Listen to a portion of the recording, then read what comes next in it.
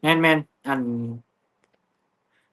สิเปิดตัดตารางตัวนี้ให้แต่ละคนเนาะอ๋อสิแนะนำถ้าจักหน่อยเดี๋ยวเราสิได้โอ้ล้มกันนี่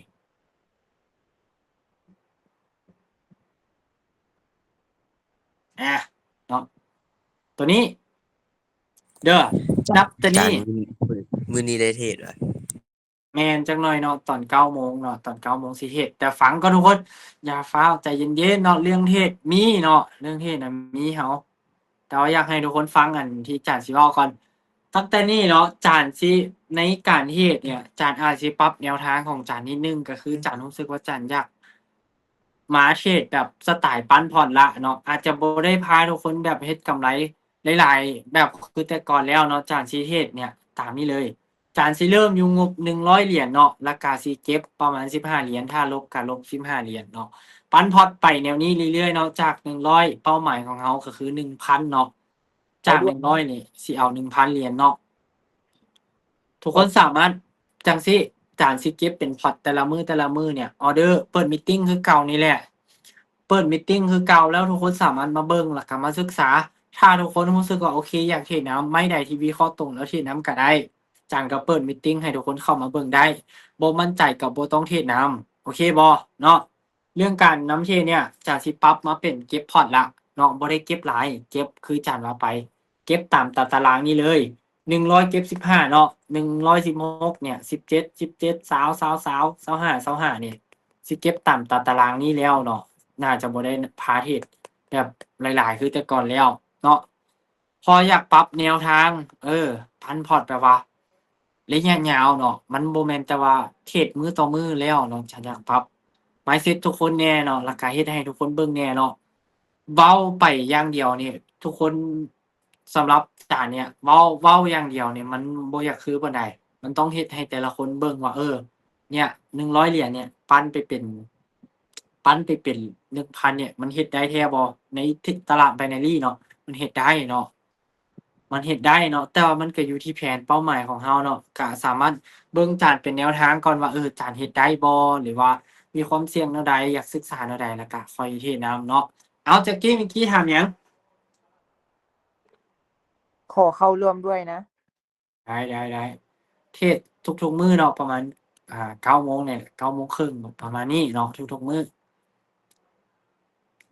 อาตารางก็จะเป็นประมาณนี้เทรดเก็บไผทุนน้อยเพราะว่าพอร์ตตัวนี้นี่จานเฮ็ดตั้งแต่ปี2021 ปี2021เอ็ดเนาะเป็นพอร์ตเก่าแต่อันนี้จันอัปเดตมาให้มันเบิ่งง่ายแล้วเนาะจันเฮ็ดตั้งแต่สมัยก่อนๆสมัยที่ตัวเองบ่ได้มีต้นทุนหลายเนาะสมัยตัวเองมีทุนแค่5 เหรียญเนาะจันเฮ็ดตารางปันจาก10มาเป็น1,000 เหรียญเนาะเฮ็ดได้บ่เฮ็ดได้มาแล้วเนาะเสียดายทุกคนมันแต่ก่อนนี่จันใช้โทรศัพท์ Android ที่ว่าจันเฮ็ดตกหลายแล้วจักกี้แบบว่าเนาะโทรศัพท์นี่นะหน้าจอมันแงะออกมาได้แล้วเอาอย่างอี้นี่มัดทั้งเทิงทั้งลุ่มมันแล้วลิ้น สมัยก่อนจันเริ่มจากจุดๆนั้นเลยเนาะจันบ่ได้สวยหรูมาแบบว่าปุ๊บเข้ามาแล้วแบบเก่งเลยเข้ามาแล้วสำเร็จเลยจันก็เริ่มมาจากเอิ้นได้แทบจะว่าเอิ้นได้เลยว่าเริ่มจากติดลบเนาะบ่ได้เริ่มจากศูนย์เลยเริ่มจากติดลบมาเลยเนาะตัวจันก็เลยอยากเอาแนวทางว่าเฮ็ดมาแต่ก่อนเนี่ยอยากเทรดให้มันได้กำไรหลายแบบบ่โลภเกินไปเสียแล้วก็พักได้ แบบระดับโลกเขาเจ้าเฮ็ดกันเนี่ยเฮ็ดแนวใดเนาะไปหาแผนมาก็ได้มาเป็นรูปเป็นร่างตารางตัวนี้เนาะก็แต่ก่อนผ่านมานี่ก็บ่ได้ลงมาจริงจังในหัวข้อนี้เนาะแต่ว่าเดี๋ยวนี้ทุกๆคนก็จะได้เห็นทุกๆมื้อเลยเนาะเรื่องเทศน์อาจารย์สิมาเทศน์แนวนี้เนาะอ้าวถือว่า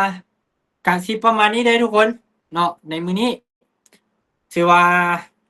มื้อนี้ก็ได้โอ้ล้มกันเนาะในหัวข้อและก็เรื่องความรู้หยังต่างๆเนาะมื้อนี้ บ่ได้เล็กก็น่าจะได้น้อยเนาะในมื้อนี้น่ะจะนึกว่าสิเก็บ100 เหรียญไปเลยแบบเบิ่งแต่ตารางเดี๋ยว100 เหรียญนี่มันถึกโหอยากให้จักกี้อันนี้ก่อนอยากให้จักกี้ซ้อมใจเย็นๆก่อนย้านจักกี้แบบว่าจัดการความเสี่ยงบ่ได้แล้วแบบจักหน่อยนี่จักกี้มาแล้ว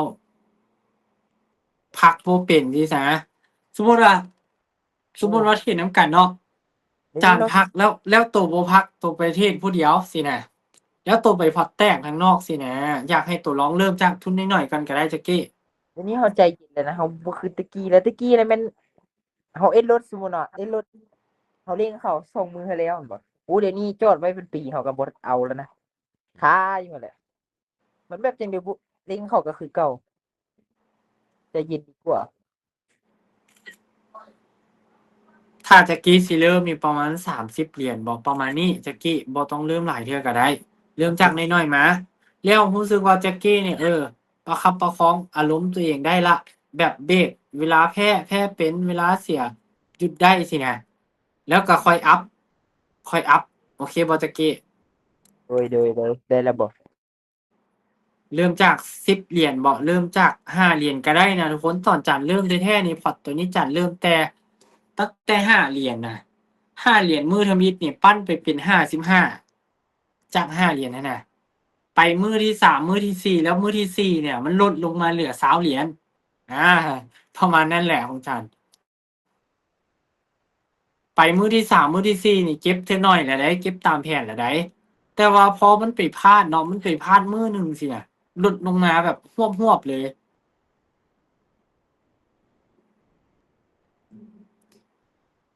เอาถือว่าหัวข้อในมื้อนี้ที่เราจิล้มกันมีไผมีคำถามหยังเพิ่มเติมบ่มีไผอยากรู้ตัวใดเพิ่มเติมบ่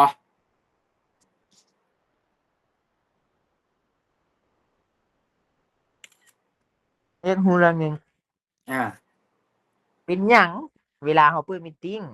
มันต้องมีคนเก่งกว่าอาจารย์ ก็ถ้าเขาเจ้าจัดการความเสี่ยงคือจักกี้ต้องเข้าใจว่ามันมีทั้งคนที่แบบมาป่วนหยังก็มีเนาะ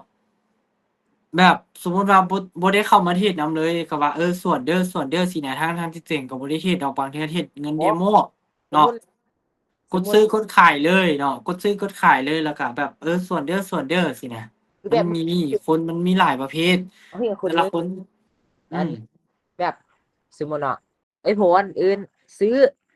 แล้วแบบว่าส่วนเด้อวัดวินมาตามอยู่มันมีเนาะมันมีแต่ละคนมันเติบโตมาแบบว่าจากหลากหลายครอบครัวเขาสิให้คนมันมีวิธีคิดบ่มี mindset คือเรามีแบบหลายๆอย่างเนาะบางคนอาจจะแบบมันมีหยังจักอย่างที่อยู่ในใจเนาะเป็นปมเป็นหยังแบบอิหยังก็มีทุกหลายๆคนเนาะแต่ว่าคนดีๆก็มีเนาะมีหลายคนพวกนี้เป็นแค่ส่วนน้อยเนาะมันก็บ่ได้หลายส่วนหลายเป็นคนแบบดีๆกันทั้งนั้นแหละเนาะมันบ่มีไผ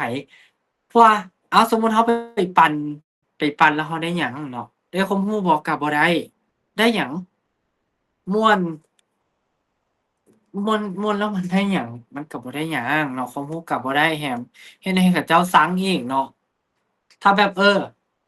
บเว้าดีๆว่าน้องไม่น้องวิเคราะห์บ่ตรงเด้อขอส่วนได้เลยเนาะมันบ่เป็นการที่สิ่งที่ผิดเนาะแต่ว่าทุกคนต้องมีมารยาทเนาะมีมารยาทคือให้เกียรติเราให้เกียรติเขาเนาะรู้ให้เกียรติเรา ถ้าอยากให้คนอื่นรักเราแม่นเราก็ต้องให้เฮ็ดให้แบบคนเราเนี่ยก็ต้องรักคนอื่นก่อนเนาะอันนี้นะเข้าใจอาจารย์ได้ mindset ใหม่เนาะอันนี้เด้อสำหรับตัวนี้หลายคนเนาะก็น่าจะเห็นแล้วเนาะเรื่อง drama หยังต่างๆเนี่ยอาจารย์ก็อยากบอกว่าเรื่อง drama ว่าเทรด binary นี่มันบ่ดีมาเทรด forex เนาะอันนี้สำหรับตัวมุมมองอาจารย์เด้ออันนี้บ่เกี่ยวกับมุมมองของคนอื่นเนาะมุมมองของอาจารย์ก็คือการโจมตี binary นี่มันมีหลายเนาะมันมีหลายอันที่หนึ่ง คือครั้งแรกกะเขาเจ้า Forex เขาเจ้าจ้างมาโจมตีเนาะ5,000 เหรียญเนาะแล้ววันนี้โจมตีมาไปๆมาๆเนี่ยสุดท้ายเขาเจ้าเฮ็ดนำกัน2คนเนาะผู้หนึ่งแล้วเอาเงินไปแล้ว5,000แล้วสิแบ่งกันแล้วผู้ที่2อะน่ะบ่ได้เงินมาแบ่งกันก็แชร์กันเนาะครั้งที่2ก็มีหลายๆครั้งแหละทุกคนอาจารย์ก็อยากบอกว่ามันบ่มีไผที่อยู่ละล่าแล้วสิมาโจมตีคนอื่นเนาะแต่ละคนมาเฮ็ดเนี่ยอาจารย์ก็หวัง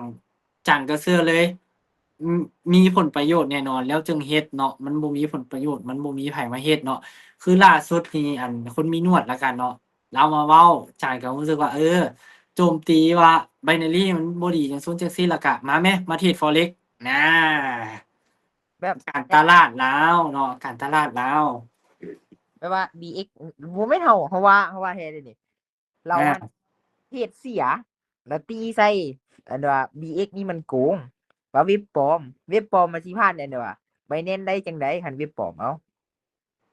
อัน Binance นั้นอื มัน ม แหละ ตัวอันโบรกเกอร์แต่ละอันเนี่ยอาจารย์อยากแนะนำให้แต่ละคนเลยว่ามันมีความเสี่ยงอยู่ในตัวเบิด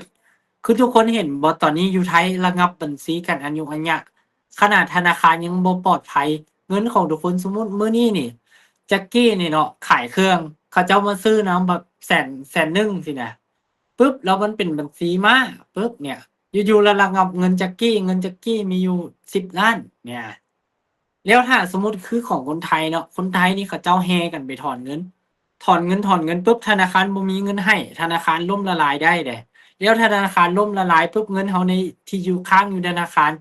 ธนาคารมันก็สิมีสูงสุดแบบว่าคืนให้สูงสุดเนาะสมมุติแจ็กกี้นี่มีเงินในธนาคารอยู่ตื้อหนึ่งเนี่ย เขารับประกันสูงสุดให้แจ็กกี้แต่100,000,000แสดงว่าอีก900,000,000ของแจ็กกี้นี่หายละล่าเลยวับไปเลย เนี่ย มันมีความเสี่ยงเบิดใดแต่ละทุกๆอันน่ะ โหดจัด ให้ทุกคนศึกษาอย่างมีความรู้เนาะสิเฮ็ดหยังก็แต่เฮ็ดในสิ่งที่เรารู้มันจะปลอดภัยที่สุดเนาะอ่า มีหลายๆอันเนาะมีหลายๆอัน ให้ดูทุกคนแหละฟังเนาะบ่ต้องเชื่ออาจารย์ก็ได้ แต่ทุกคนต้องเชื่อตัวเองแล้วฟังเข้าหูแล้วก็พิจารณาเบิ่งว่ามันถูกบ่มันแม่นบ่สาเหตุอันใดเขาจึงเฮ็ดแนวนี้ สาเหตุอันใดเขาจึงมาเว้าแนวนี้เนาะแต่ละคนเนาะมันมีเนาะอยู่ๆล่าๆเอาอยู่ๆซะน่ะแจ็กกี้นี่สมมุติว่าแจ็กกี้นี่เป็นคนขายรถจักรแจ็กกี้ซื้อรถมือสองมาขายเนาะ แล้วอาจารย์นี่ไปเว้าว่าแจ็กกี้นี่ซื้อรถมือสองมาขายในรถแจ็กกี้นี่บ่ดีเดะอยู่ๆอาจารย์สิไปเว้าให้แจ็กกี้เฮ็ดหยังเนาะมันถ้าแบบคู่แข่งแจ็กกี้มีคู่แข่งเปิดร้านอยู่ข้างๆเขาเจ้าจ้างอาจารย์ว่าไปโจมตีแจ็กกี้แหมให้100,000,000เด้อเรียบร้อยอาจารย์ก็เฮ็ดได้เงินน่ะเนาะให้ทุกคนฟังแล้วก็พิจารณาด้วยตัวของทุกคนเองเนาะ บ่ต้องเชื่ออาจารย์เชื่อตัวของทุกคนเองฟังแล้วก็ไปไต่ตองเอาเนาะอะทุกๆกระดานที่เนาะบ่ว่าจะเป็นซัปพอร์ตบ่ว่าจะเป็นฟิวเจอร์บ่ว่าจะเป็น Forex บ่ว่าจะเป็น Binary Option ดีหมดมีความเสี่ยงอยู่ในตัวทั้งหมดอีกเนาะบ่มีความรู้เสียเงินหมดอาจารย์พอดีเข้ามาวงการเทรดแนะนำ mindset แบบใดเดี๋ยวๆขอคอมเมนต์อีกเทื่อหนึ่งเนาะ อาจารย์บ่ได้หาเข้าวงการเทรดแนะนำว่าควรมี mindset แนวใดเนาะ mindset เด้อเวลาเทรดเนี่ยบ่ต้องหวังเทรดรวยแบบรวยไวการเทรดนี่รวยได้บ่รวยได้ แต่รวยไวนี่บ่มี รวยเนี่ยเว้าให้ทุกคนฟังอยู่นี่เด้อสมมุติว่าแต่ละคนเนี่ยเข้ามาเทรดเนี่ยมี100คนเนาะมี100คนเข้ามาเทรดเนี่ยมันจะมีแต่10คนที่อยู่รอดในตลาดใช้คำว่าอยู่รอดในตลาดได้และมันจะเหลือเพียงคนเดียวเท่านั้นที่รวยจากการเทรดเห็นบ่ตัวนี้มันบ่แม่นว่าเข้ามา100คนแล้วสิประสบความสำเร็จไปเลย100คนเข้ามา100คนมีแต่10คนอยู่รอดแล้วก็สิมีแต่ผู้เดียวรวยอีก9คนนี่พออยู่รอดแบบ โอ๊ยขออภัยอีก9คนนี่พอแบบแต่ละเดือนได้กำไร500เหรียญบ่ 1,000 เหรียญบ่พออยู่รอดแต่มันสิมีแต่ผู้เดียวที่รวยจากการเทรดเด้อ mindset ก็คือบ่ต้องฟ้าวรวยในการเทรดเนี่ยเงินมันนำมาต่อเมื่อเรามีความรู้เราบ่มีความรู้นี่เงินมันหายเงินมันบ่มักอยู่กับคนบ่มีความรู้เงินน่ะเนาะ เอาถือว่ามื้อนี้ก็หอมปากหอมคอกันไปเนาะก็อยากฝากไว้ประมาณนี้เด้อทุกคนเด้อเดี๋ยวเจอกันในเวลา21:30เนาะประมาณ40หรือ50เดี๋ยวจัดแจ้งให้อีกเทื่อหนึ่งเนาะเก็บพอร์ตนำกันเด้อใครอยากเบิ่งศึกษาเป็นแนวทางก็เบิ่งศึกษาได้เนาะเอาสำหรับมื้อนี้ DMM เพชรคนนี้ก็ขอขอบใจทุกคนหลายๆที่เข้ามาร่วมเข้ามาศึกษานำกันเนาะว่าจั่งใดจ๊ะเก้ ขอบใจพี่เพชรหลายๆคือกัน โอเคไปเดี๋ยวเจอกันใหม่รอบหน้าทุกคนรอบนี้ขอบใจ